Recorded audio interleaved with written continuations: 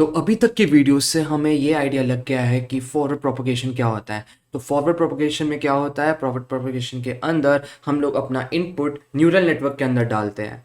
उसके बाद हमारा फॉरवर्ड प्रोपगेशन 2 स्टेप में होता है। पहले स्टेप के अंदर क्या करते हैं, पहले स्टेप के अंदर जो हमारा इनपुट आता है हम लोग उस इनपुट को हम लोग उनके रिस्पेक्टिव वेट से मल्टीप्लाई करते हैं और साथ ही साथ कुछ बायस टर्म भी ऐड कर देते हैं। तो ये होता है हमारा स्टेप 1 के अंदर। स्टेप 2 में क्या होता है, स्टेप 2 के अंदर जो ये वाला हमारा आंसर आया, जो ये हमारी वैल्यू आई, हम उसको एक्टिवेशन फंक्शन के अंदर पास कर देते हैं। और उसके बाद वो जो हमारा एक्टिवेशन फंक्शन के बाद जो वैल्यू निकलती है वो हमारे फर्दर किसी हिडन न्यूरॉन या फिर हमारे आउटपुट न्यूरॉन के अंदर जाता है। अब हम लोग आज की वीडियो में डिस्कस करेंगे कि एक्टिवेशन फंक्शन क्या होता है, इसको हम लोग यूज़ कहाँ करते हैं, लीनियरली सेपरेबल और लीनियरली अनसेपरेबल का कॉन्सेप्ट क्या होता है, एक्टिवेशन फंक्शन की आखिर हमें ज़रूरत पड़ती ही क्यों है और कितने तरीके के एक्टिवेशन फंक्शन एग्जिस्ट करते हैं।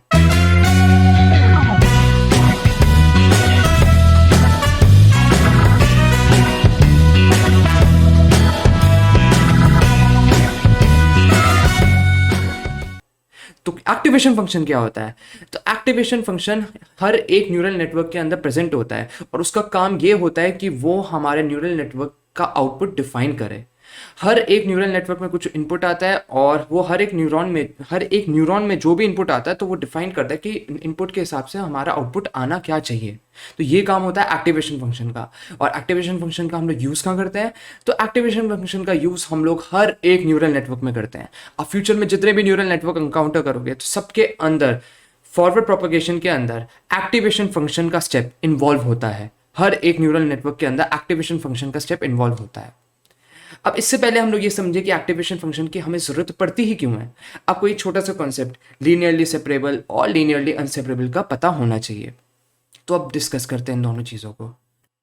तो लीनियरली सेपरेबल क्या होता है? लीनियरली सेपरेबल का सिंपल सा मतलब ये होता है कि हमारा जो भी डेटा सेट है, जो भी 2 क्लासेस हैं, उनको हम लोग सिर्फ एक लाइन की मदद से क्लासीफाई कर सके।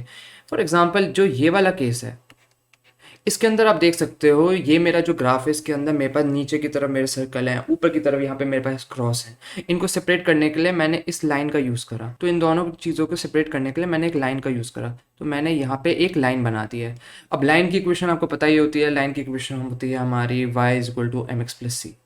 तो जब भी हम लोग 2 क्लासेस को हम लोग एक लाइन की मदद से सेपरेट कर सकते हैं तो हम लोग उसे बोलते हैं लीनियरली सेपरेबल। अब जब भी हम लोग अपनी जो क्लासेस हैं उनको एक लाइन की मदद से सेपरेट नहीं कर सकते हैं। फॉर एग्जांपल ये जो दूसरा केस है, आप देख सकते हो यहाँ पे मेरे पास क्रॉस बने हुए हैं चारों तरफ और बीच में मेरे पास सर्कल है। अब इनको मैं किसी भी तरीके की लाइन, चाहे मैं लाइन ऐसी बनाऊं, ऐसी बनाऊं, ऐसी बनाऊं, मैं इनको सेपरेट कर ही नहीं सकता। मुझे सेपरेट करने के लिए यहाँ पे मुझे किसी और शेप का यूज़ करना पड़ा है। फॉर एग्जाम्पल इस केस के अंदर मैंने यहाँ पे एक सर्कल बना दिया है। तो अब सर्कल ने दोनों क्लासेस को सेपरेट कर दिया है। तो अब क्योंकि मैंने यहाँ पे एक स्ट्रेट लाइन का यूज़ नहीं करा है, यहाँ पे मैंने किसी और शेप का यूज़ करा है, तो इसलिए मैं इसको बोलता हूँ लीनियरली अनसेपरेबल। लीनियरली अनसेपरेबल के अंदर मैं जो क्लासेस होती है उनको मैं किसी अलग तरह के कर्व या फिर किसी और कॉम्प्लेक्स फंक्शन से जनरेटेड एक शेप से क्लासीफाई कर देता हूँ और इनके अंदर मैं स्ट्रेट लाइन से सेपरेट नहीं कर सकता। तो ये फ़र्क होता है हमारे लीनियरली सेपरेबल और लीनियरली अनसेपरेबल में। अब बात करते हैं कि एक्टिवेशन फंक्शन की हमें ज़रूरत पड़ती क्यों है। तो आपको ये बात तो पता होगी, जो हमारा रियल वर्ल्ड डेटा होता है वो कभी भी लीनियरली सेपरेबल नहीं होता है। फॉर एग्जांपल आप इस केस में देख लो, तो हमें इस तरह के डेटा कभी नहीं मिलता कि हमें डेटा सेट दे रखा है, उसे क्लासीफाई करने के लिए हम लोग सीधा एक लाइन ड्रॉ करते हैं। इस तरह का डेटा हमें कभी मिलता ही नहीं है रियल वर्ल्ड में। हमेशा हमें जब भी हम लोग प्रैक्टिकली हम लोग करते हैं तो हमें थोड़ा कॉम्प्लेक्स फंक्शन बनाना होता है। फॉर एग्जाम्पल इस केस के अंदर हम लोगों को सेपरेट करने के लिए थोड़ी एक अलग शेप का यूज़ करना पड़ा है, यानी कि कोई और कॉम्प्लेक्स फंक्शन का यूज़ करना पड़ा है। y=mx+c, यानी लाइन की इक्वेशन से हमारा काम नहीं हुआ, हमें किसी और फंक्शन का यूज़ करना पड़ा है। तो हाँ, एक बात साफ है, रियल वर्ल्ड डेटा हमारा नॉन लीनियर होता है। इसका मतलब हम उसको स्ट्रेट लाइन से सेपरेट नहीं कर सकते। इसका मतलब वो लीनियरली अनसेपरेबल है। इसका मतलब मुझे किसी कॉम्प्लेक्स फंक्शन का यूज़ करना होगा अपने डेटा को क्लासीफाई करने के लिए। अब सपोज करते हैं मेरा न्यूरल नेटवर्क है। न्यूरल नेटवर्क के अंदर ये मेरे सारे इनपुट हैं। मैंने इनपुट्स को अपना एक न्यूरॉन के अंदर पास करा। तो अब यहाँ पे क्या होगा, यहाँ पे जो मेरा न्यूरॉन है, सबसे पहला जो स्टेप होगा फॉरवर्ड प्रोपगेशन का, उसमें क्या होगा, जो भी मेरे इनपुट है वो अपने रिस्पेक्टेड वेट से मल्टीप्लाई होंगे और उसके बाद एक बायस टर्म ऐड हो जाएगा। तो ये होगा मेरा फॉरवर्ड प्रोपगेशन के पहले स्टेप में। आप देख सकते हो ये एक लाइन की इक्वेशन है।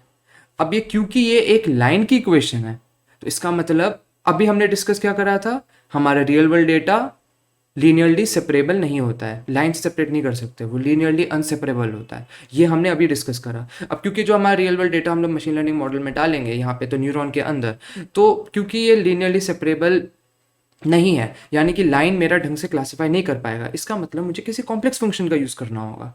मेरा जो भी यहाँ पे जो भी डेटा होगा मैं उसको लाइन से सेपरेट नहीं कर सकता, मुझे थोड़े कॉम्प्लेक्स फंक्शन का यूज़ करना होगा। तो इसलिए मैं यहाँ पे ऐड करता हूँ एक्टिवेशन फंक्शन का। एक्टिवेशन फंक्शन क्या करेगा, वो मेरी जो लाइन की इक्वेशन है वो उसको थोड़ा कॉम्प्लेक्स बना देगा, और इससे क्या होगा, मेरी अलग तरीके की शेप जनरेट होगी जिसकी वजह से मैं आसानी से क्लासीफाई कर पाऊंगा। फॉर एग्जांपल मेरी लाइन की इक्वेशन कुछ इस तरह की आएगी, तो मेरा जो मेरा एक्टिवेशन फंक्शन है फॉर एग्जांपल सिग्मॉइड, तो वो मेरा कुछ इस तरह का फंक्शन बनेगा, और मेरा ग्राफ कुछ इस तरह का बनेगा। इससे क्या होगा, जो मेरा लीनियरली अनसेपरेबल डेटा है वो ढंग से क्लासीफाई हो पाएगा। अब हम लोग डिस्कस करते हैं कितने तरीके के एक्टिवेशन फंक्शन होते हैं। एक तो होता है सिग्मॉइड, जो मैंने अभी जस्ट बताया। एक होता है हमारा tan h, एक होता है हमारा रेलू, एक होता है लीकी रेलू, एक होता है पी रेलू। जो सिग्मॉइड और tan h में जो हमारी दिक्कत होती है वो हमारी रेलू ने सॉल्व करी। और एक होता है हमारा ई एल यू, एक होता है हमारा सॉफ्ट मैक्स, एक होता है हमारा स्विच, एक होता है हमारा मैक्स आउट, एक होता है सॉफ्ट प्लस, एक होता है मेश, एक होता है जी एल यू। तो इतने तरह तरह के एक्टिवेशन फंक्शन होते हैं। तो हर एक एक्टिवेशन फंक्शन को मैं एक सेपरेट वीडियो में कवर करूंगा, जिससे कि आपको पता रहेगा कि कितने की एक्टिवेशन फंक्शन का, इस वाले एक्टिवेशन फंक्शन का हम यूज़ क्या करें, और इसके प्रोज क्या हैं, इसके कॉन्स क्या हैं, तो ये सारी चीज़ें आपको पता चल जाएंगी। तो आज की वीडियो में इतना ही। आज की वीडियो में हमने डिस्कस किया कि एक्टिवेशन फंक्शन क्या होता है, उसको हम लोग कहाँ यूज़ करते हैं, लीनियरली सेपरेबल और लीनियरली अनसेपरेबल क्या होता है, एक्टिवेशन फंक्शन की हमें ज़रूरत पड़ती क्यों है, और कितने तरह तरह के एक्टिवेशन फंक्शन एग्जिस्ट करते हैं दुनिया में। अगली वीडियो के अंदर हम लोग सिग्मॉइड एक्टिवेशन फंक्शन देखेंगे कि वो होता क्या है। तो अगली वीडियो में मिलते हैं, बाय बाय।